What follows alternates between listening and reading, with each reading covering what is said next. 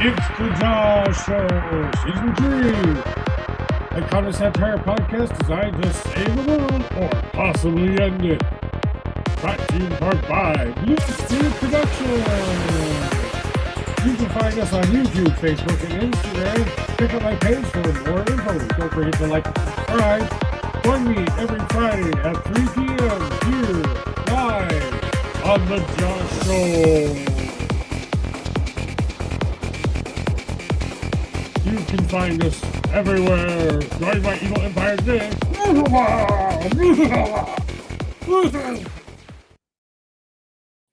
Hi, everybody, and welcome to the Josh Show. I'd like to welcome my special guest onto the show, Miss Taylor. Hi, Taylor. Hi. How you doing today? I'm good. How are you? I'm doing really good. So we brought Taylor onto the show today because she's an aspiring music writer in her field, and she's starting to begin her career out there. So we want to learn a little bit more about Taylor today and what she's all about. So Taylor, I guess for me is what first got you into the wanting to, what was your passion about getting into writing first of all? Let's start there, and then we can work our way into the music after that. So writing, I guess I really started developing a passion for it as early as elementary school. That's when I first started writing short stories and poems. And even in elementary school, I joined the Friday morning announcements news team. So that's kind of where I got my first introduction to the world of journalism too. And so really, I guess it all started in elementary school. Very cool. And then when of course, then did you have any specific things that you like to write about when you were first starting, or was it always kind of a about the music? When I first started writing, most of my recreational writing was just poetry, just stuff how I was feeling and all that. But a lot of my in general writing has always been education oriented up until this point because a lot of it's been for school papers or for the yearbook or stuff like that. Right. So, that's interesting stuff like that. So I guess I want to find out how you kind of got into then the music part of it, how those two kind of combine together. So music is my favorite thing in the whole entire world. Concerts are my happy place. 2020 was the first year I had gone a whole year without going to a concert since I was 15. I grew up in a house where music was just playing all the time. And since I was the youngest, I grew up listening to the favorite bands and artists of both my parents and my older brother and sister. So I guess just having so many different artists played for me at such a developmental age has kind of been where my passion of music grew from. Right. So do you what kind of reporting do you do with that writing? I mean, what are you trying to convey to your audience? Who are you looking for to come read the Taylor way of writing? My main goal for writing about music is to stay true to the message that the artist is trying to provide with their art. When I write a song review or when I go to a show, I don't want to misrepresent the artist in any way, and I don't want to misrepresent their message. So it's very important to me to stay true to that. Right. And that's kind of what I like to do here too. That's why I do a raw, unfiltered, uncut episode, because I want people to see the real you, the way you would like to be presented to the world. I like to give people that freedom to be able to express themselves without being worried about me being censory or without me having to watch your words or whatever else you might be kind of worried about and stuff. But is there one genre of music in particular you like to stick with, or is it all genres? You don't care what it is as long as it's good. Pretty much all genres. I listen to a little bit of everything. I'm the only person in my family that likes country music. But I would say my main two genres are definitely rock and pop. Rock and pop. Growing up, I had my father used to listen to the old twangy country, the bluegrass kind of stuff, the really, really bad twangy stuff. And I didn't always gravitate to that at first. It was because I had one of those things where it was just a little bit too weird for me at first because I grew up in the 80s with pop rock just coming out and stuff like that. Right. know, growing up with, classic rock ending, more modern rock start to come into at least part of my life, at least as well. And music was Hmm. always a big inspiration to me as well. So I've wrote poetries to music. I've painted to music. I've done a lot of creative things to music. So it's been my past. So That's awesome. sometimes I'm even writing my own fictional stories. I only wrote one fictional story and a couple of true stories. So I have a couple of books out there, but unfortunately, I'm one of those people who need a lot of help with the grammar and spelling stuff of it. And I never found the right kind of editor to put it out there for me. They would go, "You're gonna have to pay some money to get this edited." So friends tried to help me out, and then it wasn't always. What's your editing process like? Honestly, I edit as I go along. So I'll like write a paragraph and then go through and reread it like 100 times until I feel like I've perfected that paragraph before I move on to the next paragraph. Right. And then I guess I want to find out a little bit more about you and your background. How did you kind of grow up? How was it for you growing up in that music filled house, getting your writing down? Were parents supportive? Are parents still supportive? Um, My parents have always been very supportive of my writing. They've always encouraged me with the poetry and everything, to help like express my feelings. But when I decided I wanted to get into music journalism, they actually said that they thought that would be a really good career for me because they think that I'm a really good writer. That's what they tell me, is that I'm a really good writer, and they can see how passionate I am about music. So they think that would be a very good area to apply my so-called expertise to. right. So I guess I'd want to find out a little bit more about the passion that you have when it comes to that, and like you're going to tell the people who want to come read one of your columns when they come to find the Taylor Way and they want to come read it. What should they kind of expect with your writing? Is it more of it's detail oriented? Is it somewhat emotional? Is it staying true to the band so far I've heard? Is there anything else that would draw people to come want to read one of your articles? Or what you're looking? It's I'd say it's definitely detail oriented. I try to include as much about the information as makes sense within the art, as much information about the artist as makes sense in the article. That way, even a person who's not a fan of the person that I wrote it about knows who they're reading about. It's Right, not just some random artist that they stumbled across. They get a little bit of background information. right. I know that's very important. A lot of people who do writing, they want to convey a certain kind of a message. They want to be able to say, talk to the people that they've just got done interviewing, having them read the article somewhere down the line, come back to them and say, hey, you really stood true to our message, you really stood true to the music that we were trying to portray. Everyone's got their own taste in music. It's Mhm. it's subjectical to a lot of people. A lot of people have different varying tastes and things depending on what area you grew up in and depending on what kind of music you grew up on. Everyone likes to say, everyone's older music isn't necessarily my music, but I generally, even the music that I wasn't listening to in the 80s, I would listen to the classic rocks or the instrumentals. I was in love with Beethoven and stuff like that to begin with my music listening career. So I would listen to a lot of classical music a lot of the times, and then I kind of moved into a couple different genres. And then every once in a while, I would test myself with listening to something new and different I hadn't listened to before because I wanted to expose myself to that. You know? Mhm. So as you're reporting with all of these things, have you found anything has changed within you since you've done more of the journalistic writing about music? And Um, I've become a lot more confident in my writing since I started writing about music, and I think part of the reason for that is because I'm writing something that I'm so passionate about, and so I'm confident in that I know what I'm talking about and I'm executing my ideas properly. Mhm. Are you looking forward to any furthering education when it comes to it? Are you trying to go to college, maybe get your degree in journalism or something like that coming up? I don't know if you're already in college, honestly. So, I am actually. I have 6 more classes until I get my associate's degree in communications.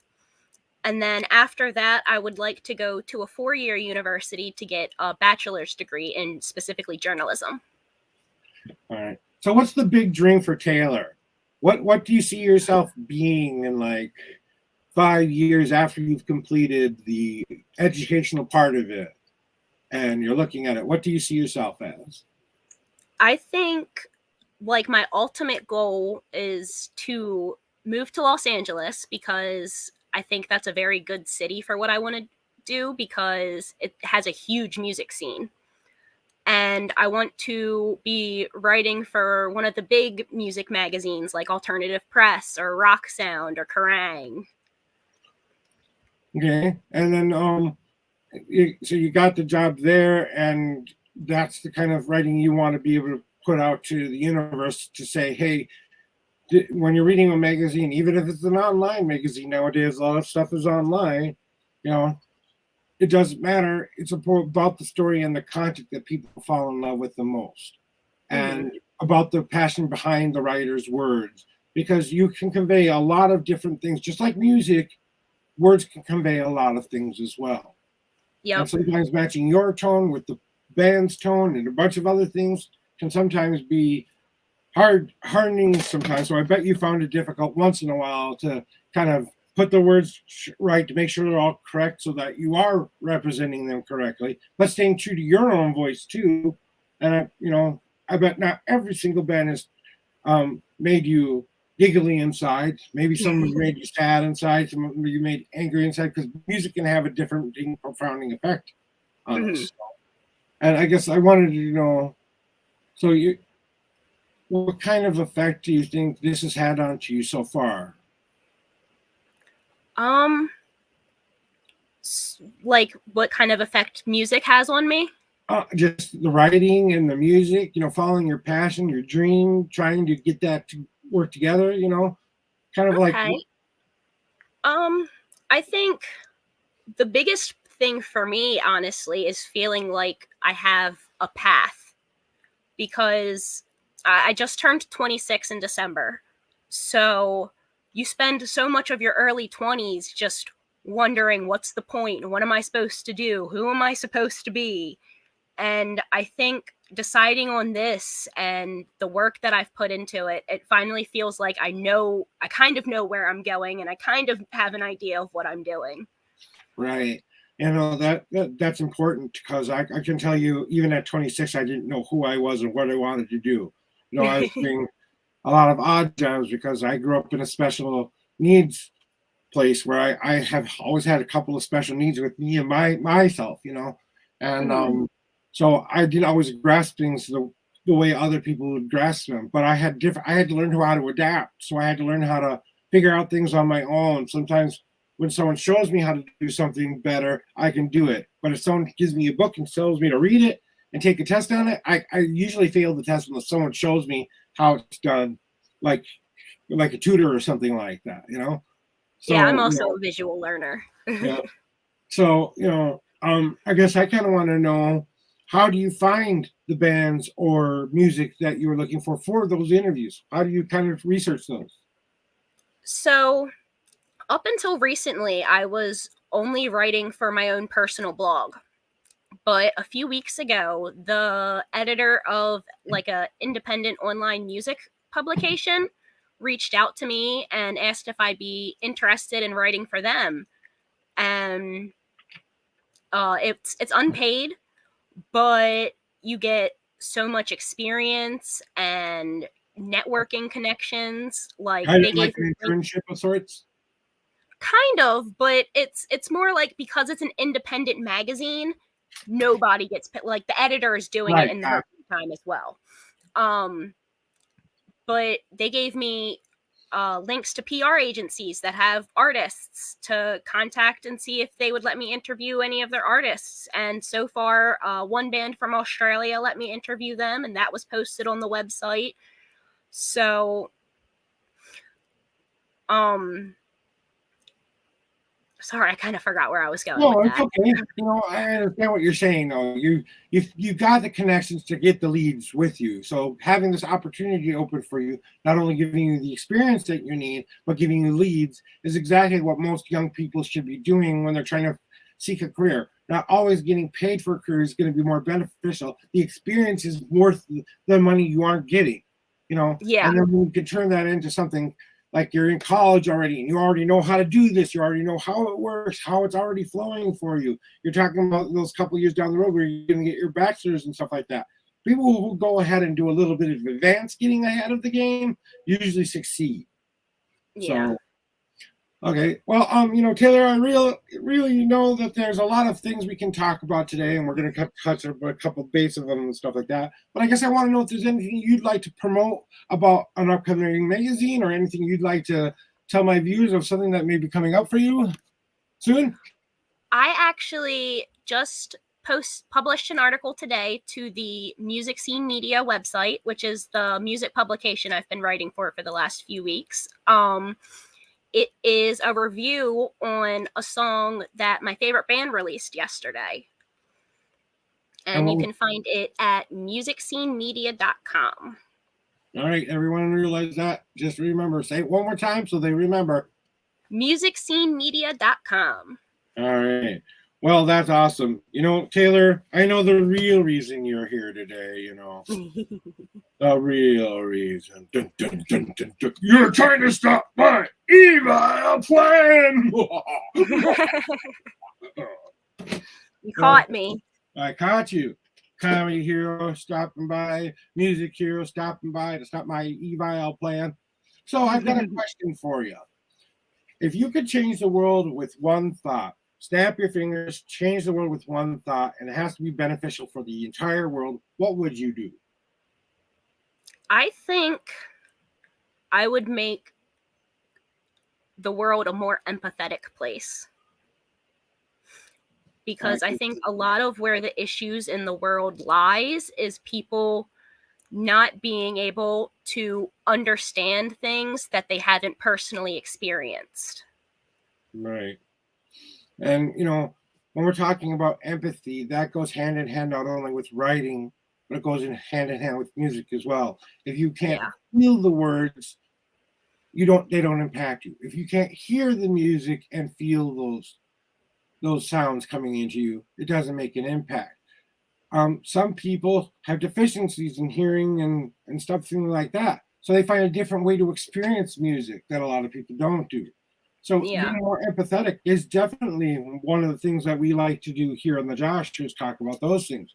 So I guess I'd like to ask you, what do you do that's interesting or empathic in your own life? Do you do any kind of charities? Do you donate to people? Is there anything special placing your heart for a certain kind of cause that you have or anything? I'm a really big animal rights person. Like wildlife preservation and stuff like that. My dad is actually a falconer. So like he has hawks and owls and whatnot. So I try to do as much as I can and spread awareness about that. I am a really big mental health advocate. That's a really, really big thing for me. One of my favorite organizations as far as that goes is Project Semicolon. I'm very familiar. Yeah, I actually have a semicolon tattoo. I could never get the semicolon because I didn't actually die, but I should be getting one because I almost died 3 times. So from Oh wow. the thing. So if anyone who doesn't know what the semicolon means, it means you've attempted suicide, but you didn't make it through, but you're giving yourself a pause, a chance to come back and restart the life again. And with animal rights as well as that, sometimes I feel like animals can be a barrier between depression and anxiety sometimes. So those two make a lot of sense to me, that those would be something that you would want to be feeling for yourself and what you're doing with your life. Mentally health, I've always had a depression and anxiety pretty much since I was born. Same. And trying to find avenues to cope with those things. When when I was listening to that music, the reason I started my poetry in the first place was to get my feelings down on a piece of paper. I just wrote my poems for myself. And then eventually I turned it into a self-published poetry book. I've actually got 2 self-published poetry books, That's but one's awesome. online and one's actual physical thing you can buy at Amazon. And then the other one is a fictional story I wrote about God becoming human because I wanted people to relate to God in a different, new way. And my personal belief system was at that time was that we're all basically God. We just within ourselves as we're all God, and I believe in a higher power, God and goddess, for my own faith. But that's what I believe in. But it took me a long time to come to the realization of what it really meant to want to be here. It took me 40 years to realize that I wanted to be here and not want to end my life, before I Yeah. finally woke up and realized, hey, what am I doing here? This is not, working, and I can say, 8 years, when I was 8 years old, I had a lot of tragedy happen to me when I was younger, and it's not always fun, but I'll tell you the things that saved me the most were my music, my painting, my writing, and stuff like that. And I was always doing it to music. So is there any specific places that you try to integrate those into your life? Like do you do any kind of outreach for anybody, or like you said, you're pretty advocate about the animal rights thing, and you said it was the what animal was that again? I didn't. My dad, he's a falconer, so he has like Oh, hawks and falcon, yeah, owls and falconer and owls and stuff like that. I love birds. No, yeah. a cardinal is my bird because it used to be my mom's favorite bird. So Oh, cardinals are beautiful. yeah, and I've always liked. I am a big nature freak. I love getting out in nature. That's what I'm doing on a nice day. Winter is a little harder for me to do because I am physically disabled, so sometimes it's hard for me to walk around and this stuff. But other than that, I do try to get outside most of the time when it's in nicer weather here in Minnesota, at least. And where do you hail from? Just to let all the people know. Baltimore, Maryland. Baltimore, Maryland. So Hmm. you're a little higher up on the totem pole than Minnesota, depending on where you look at it on the map. But I bet your weather's pretty comparable to like what we have here: snow and winter, and sometimes maybe even a little bit more because you probably get a little bit of that, coastal stuff. I think. I Yeah, remember. Maryland's kind of in a weird position where we get like all the stuff from the north and all the stuff from the south. So you literally can experience all 4 seasons and in a week here. Yeah, and here in Minnesota, it likes to do that too. We have a pretty sustained winter here, but for the most part, winter can change at a time. One day it was thundering and lightning and snowing at the same time here. It was like, Oh my wow, goodness. you know. And then other things have happened. So the falconing and getting into the depression and anxiety portion of it, and being a part of that semicolon movement. Do you mind speaking about that a little bit, about your own personal experience? No, I don't mind. So I have clinical depression, which is or also called major depressive disorder. It's basically a chemical imbalance that you're born with. So you're always going to be susceptible to depressive episodes because your brain doesn't produce enough serotonin, which is one of the 4 happy chemicals. Yeah. Um, and I got the tattoo when I was 18, but I didn't really hit my breaking point until I was 20. And I ended up spending 48 hours in a mental health facility. And after that, I threw myself back into therapy and started taking my medicine every single day and just trying to do everything I can to keep my brain where it needs to be. I even quit drinking a little after my 21st birthday because I started waking up feeling not hungover, but how I would feel in like a depressive episode. Right. And I was like, well, I guess I don't really need help feeling this negative way. So alcohol is probably just not for me.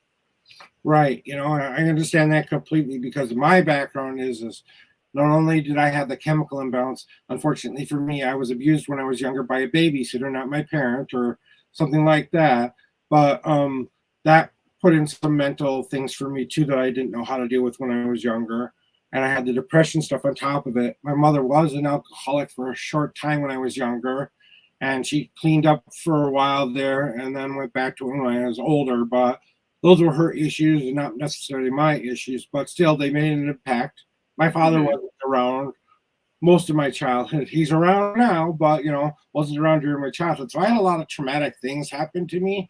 And the last time I came out of it was about 3 years ago when my mother passed away. I was actually admitted for the last time into a mental facility myself. And as I was there getting the help I needed, my mother was passing away. And it kind of forced me to wake up and go, one of my mom's major things she always tried to help me with in my life was getting the help that I needed to get, rather than complain or worry or whatever thing was trying to make me feel safe at the time, Right. So, that's important to know that it was one of those things, but I understand the mental health thing part of it too. So, like I said, mine might be a little bit more of a life situation kind of a deal, but there doesn't matter in the mind of somebody who's got a chemical or trauma past. They both act the same. They both, oh yeah, don't give you the serotonin you need in order to make you happy. I had to make a conscious choice to be happy and say to myself, okay, first of all, I need to go get healthy, just physically healthy. Now I need to work on my mental state. Now I went to therapy for 2.5 years. And now I'm still in therapy, even after all of that. I took a break for a little bit because I didn't and my counselor felt like I was at a point where I could move along. I had to go back to therapy because some more stressful stuff came up. But that's life sometimes. So yeah, it's a process, honestly. Right. So guys, I really want to say that Taylor is being an awesome guest here, but I do want to share my screen here just to give you a little preview of her actual site here that she has here. So this is her actual site here. It's The Sounds of Taylor. And as you can see on the screen, her beautiful biography and picture here where you can learn more, some fun facts about her, and some of the articles that she's written and blogs that she's written as well. And you can get in contact with her there as well. So I kind of wanted to share that a little bit for you today. Thank you. Just a little bit of a taste. And you can find that out, Sounds of Taylor, or.wordpress.com. And then you can also contact her at this email that she listed on her her Facebook page, so that if you guys are interested in having an interview, if you're a band or you're a music group and you're new and you kind of want to get your voice out there, maybe she'd be interested. I know a couple of people I'd like to interest you to, so I'm part of the big networking group that does a lot of music networking promotional stuff. So oh wow, I might have some stuff that could help you in the future too, that I might send your way and go like, hey, check this person out, see if they're your kind of a music band. You can contact them alone if you think they're someone you should get a part of. So oh yeah, that would be awesome. Yeah. Is there anything you would like to say to my viewers as you are exiting our wonderful interview today that you'd like to pass along? Just that I've had so much fun, and anybody who so much as reads the first sentence of any of my articles, thank you so much, because I get really nervous about people reading them, and the more people that read them, the more I can get used to it. Right. Just same here. I look for that audience member who interacts and comments and likes and shares. I'm always nervous that my shows aren't doing well enough or aren't doing good enough, because, I'm still kind of only in my third year and I've been working out the kinks, but started out as very amateur. I'm trying to work into be a little bit more professional. So I really wanted to say thank you, Taylor, for being here today, because you were an awesome, awesome guest. And we look forward to seeing her somewhere in the future. So one more time, just so you guys see her contact information and how you guys can contact her, down below, you will see her ticker tick saying Taylor, Sounds of the Taylor, WordPress.com. You can copy that. Don't forget to like, subscribe, follow her pages. Look for her on Facebook. Look for her on all the social media stuff. And if you'd like to contact her about some of her writings, or maybe you share some of your personal music, don't forget to reach out to her and this today. So I really like to say thank you once again for being a part of my Josh show. It was a great and wonderful episode with you. Yeah, thank you so much for having me. I had such a wonderful time. I really want to thank you guys for joining us here today with the Josh show. And my kitty cat just decided he wanted to come say hi. So we're going to end on that note. I've got a little bit of commercial to play for all my viewers out there, but we'll talk to you next week where we will be having Realm Seekers on. She's a paranormal medium going on ghost hunting adventures and sharing her stories with us. So we'll be looking forward to that next week. All right. Thank you very much again, Taylor, and we'll see you soon. Thank you. Bye-bye. Joshua, I really appreciate you coming to watch my show today. Don't forget, if you have an interesting business, craft, and or talent, or do anything interesting, or even an interesting person who would like to be on my show, all you have to do is contact me via my Facebook Messenger or my email at joshshow@bluesphereproductionsllc.com. I am available on Twitch, YouTube, and Facebook. We'll see you next time. And don't forget, you'll never stop my evil plan.